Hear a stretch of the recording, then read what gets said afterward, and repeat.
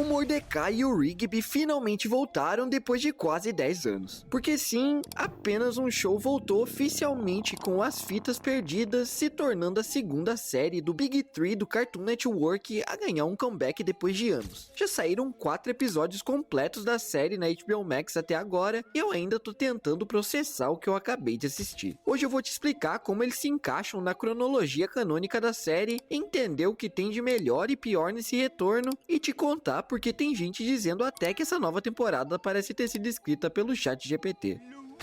A primeira parte do primeiro episódio se chama Conserte Aquela Fita, e ele basicamente mostra como tá sendo o pós-vida do Pairulito depois do final insano da série original. E honestamente, parece que o velho tá vivendo um sonho. Além de se divertir por lá, ele passa os dias revendo gravações dos melhores momentos da própria vida, que no caso são literalmente os episódios clássicos de Apenas um Show. Só que ele reassiste tanto que o player dele literalmente explode, danificando tudo, inclusive a própria fita. Tentando dar um jeito de recuperar suas lembranças, o Pairulito é levado a um tipo de departamento pós-vida gigante cheio de memórias perdidas, arquivos esquecidos e registros de universos paralelos inteiros. E como o lugar é praticamente infinito, ele acaba se juntando com um jogador de golfe disco chamado Barry Sliceman para tentar salvar as fitas antes delas serem jumpfitizadas, que é basicamente uma associação capitalista celestial que quer passar esses arquivos rústicos para a nuvem, destruindo cópias físicas.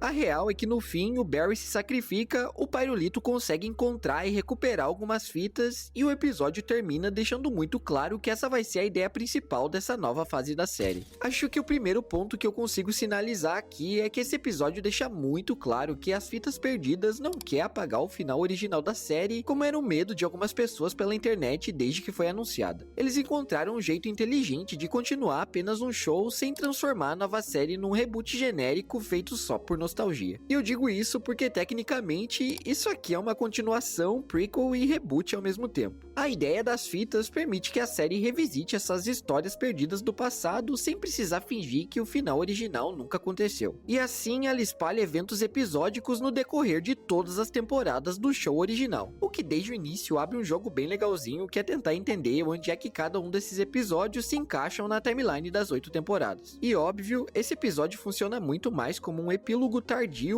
ou um prólogo do que um capítulo em si. E todo esse rolê deixa claro que os criadores estão usando toda essa história das fitas perdidas para mandar uma mensagem bem específica. Eles sabem que existe um medo genuíno de executivos pegarem uma série clássica e destruírem ela em razão de algo moderno ou genérico, e o foco é não deixar isso rolar. Já a segunda parte parece muito mais com um episódio clássico de Apenas um Show. A gente começa com o Mordecai e o Rigby tentando terminar o trabalho no parque o mais rápido possível para irem se arrumar pro luau do Saltitão, que aparentemente está sendo tratado como o evento do século por causa de um hambúrguer com abacaxi. Pra ter noção, até o Benson tá animado porque ele vai levar uma mulher que conheceu recentemente e chegou até a alugar literalmente uma moto pra impressionar ela. O problema é que a dupla tá tão desesperada pra sair logo que acaba espalhando o lixo pelo parque inteiro. O que engatilha o Benson, que manda os dois limparem tudo de novo, mas sem usar nenhum veículo com rodas. E caso eles não façam isso, eles não vão poder sair.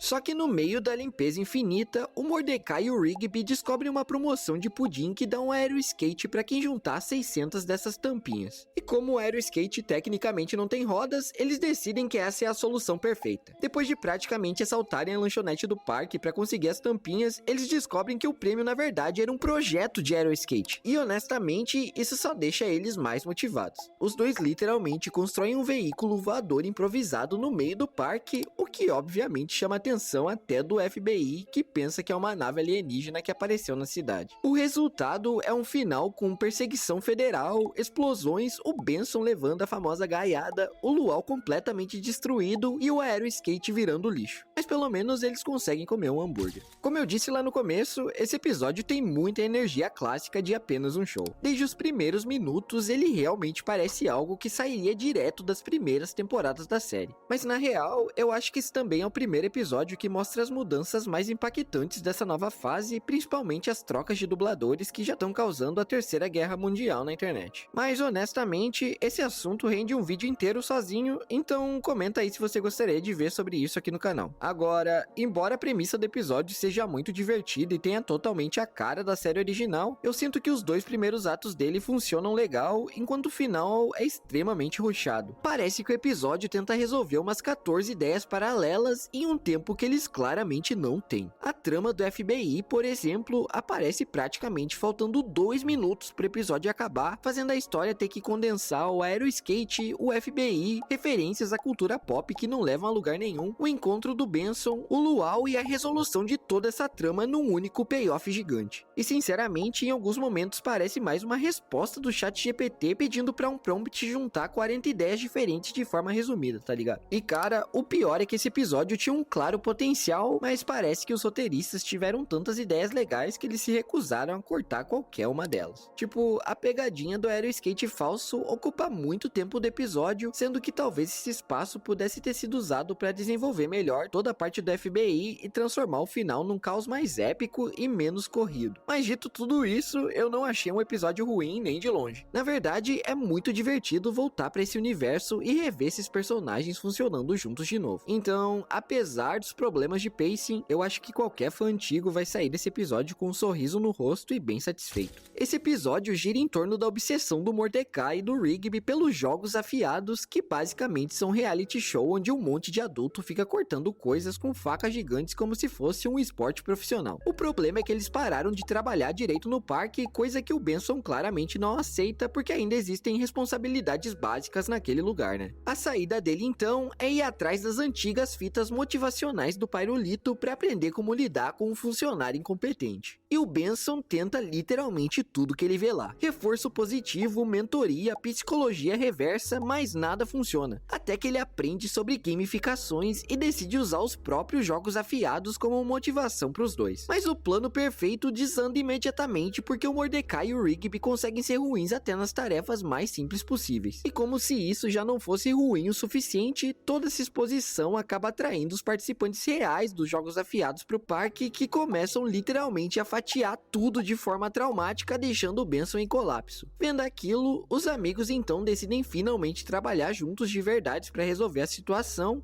E o plano do Benson, querendo ou não, funciona. Até porque a gente descobre que a etapa final da estratégia dele era literalmente essa manipulação emocional. Em retrospectiva, esse foi provavelmente o episódio que menos me marcou até agora. Não porque ele seja ruim, até porque a gente tem umas piadas muito boas, mas porque ele parece muito mais um episódio clássico de rotina meio filler da série do que algo realmente memorável. Só que uma coisa que eu comecei a perceber aqui, a série claramente tá abraçando referências de cultura pop de um jeito muito mais escancarado, tipo com Karate Kid e Rock forjado no fogo aqui, que me lembrou bastante o que Gumball começou a fazer depois do retorno também, com referências mais diretas e um humor mais conectado à internet atual. Nesse aqui, a gente descobre que o Benson implantou uma nova regra no parque: dormir em horário de trabalho, agora da demissão. O problema é que o Mordecai e o Rigby estão completamente destruídos de cansaço porque o Musculoso entrou numa fase de fazer pegadinha com eles 24 horas por dia. E enquanto eles dois não conseguem descansar, ele tem um cantinho do cochilo escondido no parque do qual fica se achando sobre. E obviamente isso já é o suficiente para transformar o Mordecai e o Rigby em dois malucos obcecados tentando encontrar onde é que é esse lugar.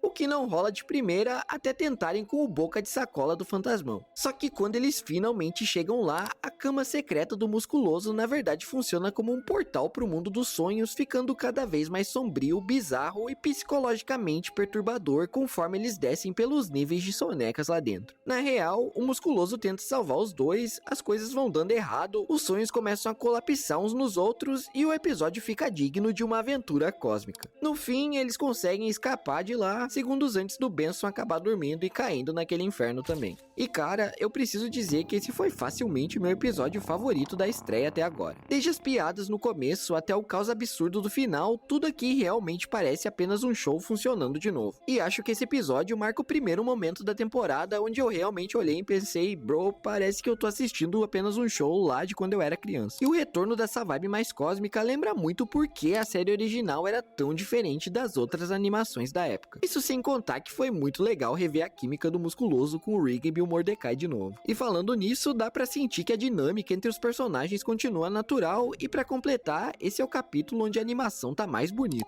Tem várias cenas extremamente fluidas, alguns designs bem criativos no mundo dos sonhos e uma direção muito mais estilizada do que eu esperava. E diferente do episódio anterior, a corrida contra o tempo no final realmente funciona. Mesmo sendo rápida, a resolução tem impacto, tem ritmo e principalmente não parece um monte de ideia sendo jogado ao mesmo tempo numa explosão escrita por inteligência artificial. Já o último episódio lançado até agora começa com Mordecai e o Rigby visitando a cafeteria da Margaret e da Aileen, até essa garota chamada Valência aparecer distribuindo amostras grátis de um donut coberto de marronzinho, que basicamente é uma mistura bizarra de café com doce que tá viralizando completamente por causa de um food truck que ela acabou de abrir na cidade. Óbvio que isso deixa a Margaret e a Aileen desesperadas porque absolutamente todo mundo começa a preferir o tal do marronzinho. Disfarçadas muito bem, elas decidem se infiltrar no novo espaço para descobrir qual é o segredo daquela receita. O problema é que a Valência e os funcionários conseguem ser ainda mais insuportáveis do que elas imaginavam e expulsam as duas dali imediatamente. E pra piorar, o marronzinho é bom até demais. E a única solução que elas conseguem pensar à altura é criar uma comida tão absurda quanto pra competir. E é aí que nasce o bolão, uma mistura amaldiçoada de café da manhã, almoço e jantar numa refeição só. Porém, aparentemente mexer com a fusão suprema das refeições não é uma boa ideia, porque o bolão literalmente abre um portal interdimensional para as deusas da comida. E elas avisam que aquilo tá quebrando as leis naturais da alimentação. Mas antes que as duas consigam resolver aquilo, a Valência rouba todos os bolões prontos e lança oficialmente o produto numa inauguração gigantesca, resultando numa guerra cósmica culinária, com entidades divinas brigando por comida e a cafeteria virando um cenário de guerra. No fim, os bolões são destruídos, a Valência acaba presa e a cidade volta ao normal. E cara, eu preciso admitir que esse episódio me surpreendeu muito, porque sinceramente, eu tava esperando que ele fosse um dos mais fracos justamente por não focar no Mordecai e no Rigby. Mas no fim acabou sendo um dos que eu mais gostei até agora. Rever a Margaret e a Aileen depois de tanto tempo já é naturalmente nostálgico, mas o que realmente me pegou foi a maneira como o episódio continua desenvolvendo o tema principal dessa nova temporada. Porque parece que As Fitas Perdidas foi feito para desmistificar a obsessão moderna por trends, novidades e coisas viralizáveis, enquanto o passado vai sendo deixado de lado. O marronzinho e o bolão parecem apetitosos no começo, mas no fim tudo aquilo só vira uma mistura artificial exagerada e completamente sem substância. E honestamente, eu acho muito interessante como o episódio usa isso para praticamente criar um paralelo nas entrelinhas com a vontade da série em preservar a fórmula que sempre fez apenas um show virar referência. E ao mesmo tempo, ela consegue fazer isso criticando o brunch, matcha e todas essas trends gourmetizadas que a gente vê pelo TikTok e Instagram. E para melhorar, a Valência simplesmente tem a mesma energia da Betty Gumbo. No fim das contas, eu acho que As Fitas Perdidas deixam uma impressão bem clara de que essa nova série não tá tentando apagar o final original e nem virar um reboot caça-níquel. Pelo contrário, parece uma tentativa bem consciente de continuar apenas um show respeitando o que já existia, enquanto encontra um jeito novo de existir ao mesmo tempo. Quase como se fosse uma série complementar, fanservice bem feita que apenas tá aqui pra gente se divertir. E isso fica muito evidente na forma como a temporada toda até agora gira em cima de memória, nostalgia e essa ideia de preservar o passado sem transformar tudo em algo artificial ou só a trend do momento. Óbvio que ela não acerta 100%, mas o ponto é, mesmo com esses deslizes, a essência ainda tá lá. E ver esses personagens é como reencontrar velhos amigos depois de anos. E honestamente, depois desses episódios, eu tô curioso pra ver até onde essa nova fase consegue ir. Me conta aí o que você achou desse retorno, desse novo estilo de vídeo, e aproveita pra se inscrever no canal pra acompanhar mais conteúdo sobre a série, Gumball e o Cartoon Network. Aqui é o Soluço, valeu, plebs.